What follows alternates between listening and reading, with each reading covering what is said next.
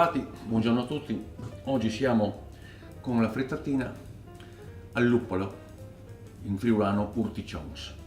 Luppolo, famiglia delle cannabiacee. Diciamo che il luppolo è della stessa famiglia della marijuana. In qualche zona le foglioline le essiccano e si fanno queste sigarette che c'è una valenza poi un po' sul ridicolo, no? Comunque per chi tocca la piantina si rende conto che il gambo, il fusto non è tondo ma è quadrato ed ha una peluria. La pianta, diciamo come regola, visto che essendo una cannabiacea non si dovrebbe fare un uso grande perché può portare questa sonnolenza, no? Piante soporifere.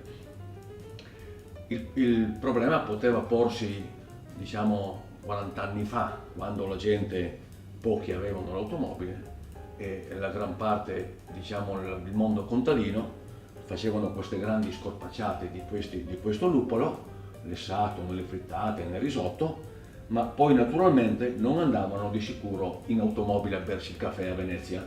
Ecco che andando a dormire avevano risolto il problema della cannabiacea. Oggi purtroppo viene mangiato pochissimo e non dà più questi problemi. Cosa bisogna fare intanto per, come già ho accennato le altre volte, ma è sempre bene ricordare, io intendo che sia il caso sempre di dare una piccola lessata veloce. Allora a questo punto prendiamo, naturalmente le verdure, sappiamo benissimo, le erbe spontanee se raccolte nell'alto, tipo il luppolo, senz'altro non servirà lavarle, se raccolte in posti bassi o con polvere sarà il caso di dare una piccola sciacquata.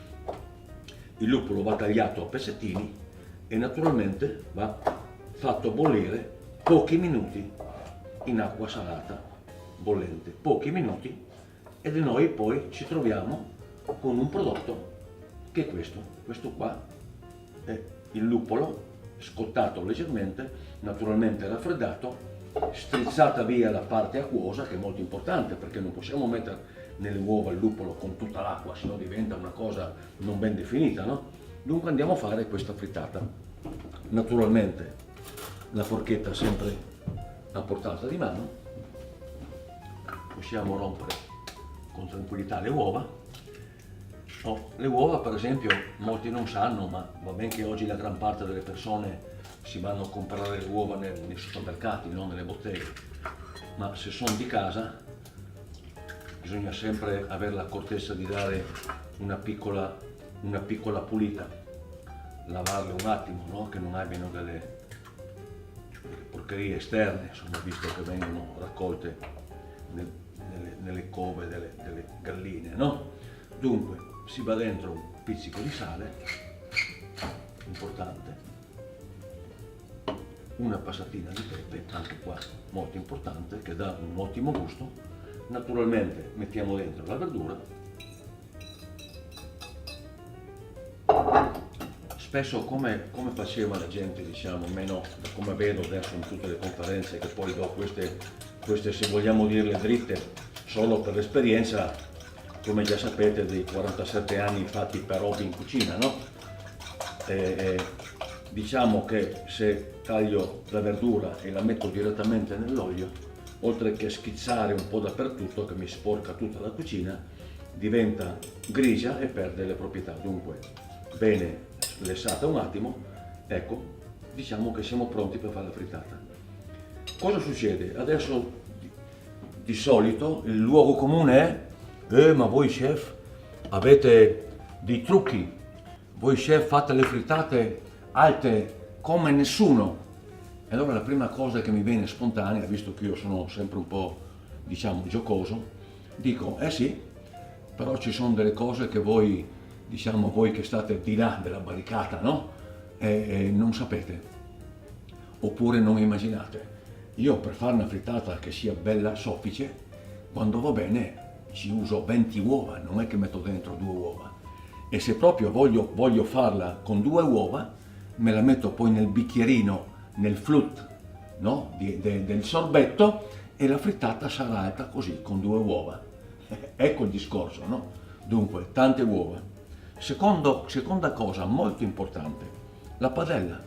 non è pensabile di avere una padella con un bordo di 1 millimetro sì e no, dove vado a mettere 4 uova, che come le metto dentro la padella si ghiaccia subito, cioè va subito a una temperatura gelida, fredda. E in questo caso la uova non si alza, non gonfia, dunque rimane una frittata un po' scialba. Allora ci vuole una pentola che abbia qualche millimetro in più, e naturalmente anche il sulfatore olio. Tutti quanti hanno questo discorso, ma l'olio fa male, il fritto fa male, poi non so, ho paura che la televisione oggi dice troppe cose non proprio nella maniera corretta. Sì, fa male se tutto l'anno mi mangio la frittata con le uova ogni giorno, con tanto olio, ma se la faccio quelle poche volte in primavera, quelle poche volte in autunno, sarà il caso che ci sia un po' d'olio in più. Ed è proprio l'olio che fa sollevare bene le uova, è molto importante e deve essere ben caldo. Dunque l'olio, ecco, ho un'altra cosa che spesso mi sfugge, diciamo che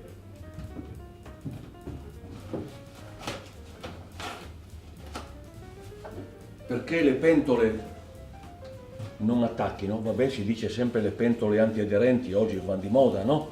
Benissimo, ma non è pensabile perché antiaderente non devo mettere olio, anzi l'olio va comunque. E se ho una pentola che non ha i massimi livelli, che ha qualche problematica, cosa ci faccio? A freddo ci metto un po' di sale fino, prendo un foglietto di carta comune, diciamo la carta da cucina, no? Cerco di pulire meglio possibile, perché questi granellini del sale mi vanno a togliere le impurità che sono nella padella, e così anche se la padella non è proprio bellissima, le uova non mi attaccheranno. Ecco, come si nota, questo non vuol dire che la padella era sporca, ma sono quelle impurità che sono attaccate, no? Che col detersivo non se ne vanno. Ecco, dunque diciamo l'olio, e come ho appena accennato, non aver paura, non pensare di metterne poco, con poco non avremo mai una frittata, l'olio va un pochino in più. Non badate a spese nel fatto che un granellino di pepe in più è molto importante nella frittata, perché il pepe da sempre dà molta grinta nei risotti, nelle zuppe, cioè chi può usarlo, no? Il peperoncino si dà un gusto del piccante, poi anche sul pepe, ecco, come vedete sta fumando, questo è il momento di mettere dentro le uova. Dunque vado con le uova, sentite il rumore, io naturalmente piano piano la rompo.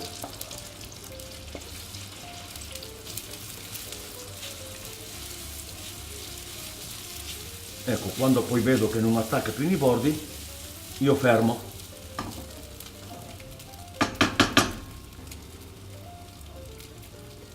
Dovete sempre tenere presente che la tempistica in queste ricette così, insomma, è quella che è, no? Dobbiamo sempre stare un pochettino nei tempi, dunque non è la cucina che hai tempi larghi dove gestisci molte cose, dunque diventa un lavoro più impegnativo. Qua siamo, diciamo, semplicemente per la nostra frittatina. Ecco, come si nota è già ben legata. Adesso ho fatto solo di girarlo, poi naturalmente a casa molti useranno il coperchio perché non è da tutti, no? E poi devo riconoscere che purtroppo non è che lo chef, il cuoco, ecco, io mi definisco cuoco perché chef mi sembra una parola di una certa importanza, cuoco, no? Anche il cuoco, per esempio, io questa pentola qua non l'ho mai avuta in mano, è la prima volta, e per me è una novità, cioè non è il peso delle pentole che la mia mano ha già da sempre usato. Dunque il rischio è che anche oggi io, se la faccio girare, c'è il rischio che si rompe, perché non è che sono il più bravo di tutti. Non conosco la padella. Spero tutto funzioni, altrimenti saremo obbligati a farne un'altra con il coperchio. Eccoci qua. Ecco andata. Vedete? Bel colore di qua e di là. Il massimo, ed ecco che ora la vedete anche con semplici 4 uova, la vediamo di un certo spessore. Poi riprendiamo il discorso di prima, no? La frittata bella grande, ma qualunque frittata bella grande, quando poi si raffredda, rompendosi tutti i pori interni che hanno l'aria, la frittata diventerà così. Se la rimettiamo in un fuoco moderato a riscaldare, la frittata tornerà ad alzarci. Ecco un motivo, non dire voi avete trucchi, non ci sono trucchi, è solo un fatto di conoscere e sapere le cose. Ecco, la frittata adesso ce la possiamo mettere nel piatto ed è pronta.